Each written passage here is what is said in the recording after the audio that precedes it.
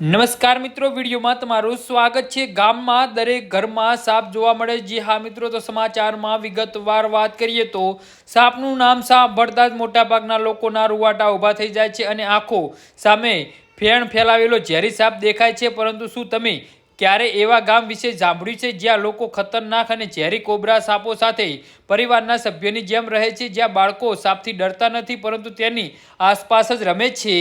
જી હા મિત્રો, મહારાષ્ટ્રના સોલાપુર જિલ્લામાં આવેલ ક્ષેત્રફળ ગામના દુનિયાભરમાં આ અનોખી પરંપરાના કારણે સાપોનું ગામ તરીકે જાણીતું છે।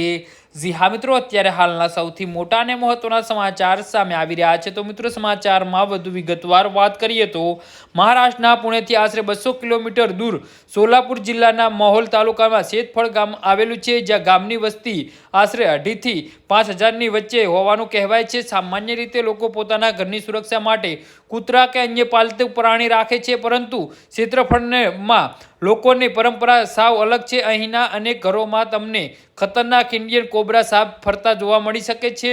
સૌથી આશ્ચર્યજનક વાત તો એ છે કે આટલા ઝેરી સાપોની વચ્ચે રહેવા છતાં વર્ષોથી ગામમાં સાપ કરડવાથી કોઈ વ્યક્તિનો મોતનો મામલો સામે આવ્યો નથી। જી હા મિત્રો, તો આના વિશે તમારું શું કહેવું છે તો નીચે અમારી કમેન્ટ બોક્સમાં જરૂરથી જણાવજો અને અમારી યુટ્યુબ ચેનલને સબસ્ક્રાઇબ કરવાની ભૂલતા નહીં। ધન્યવાદ।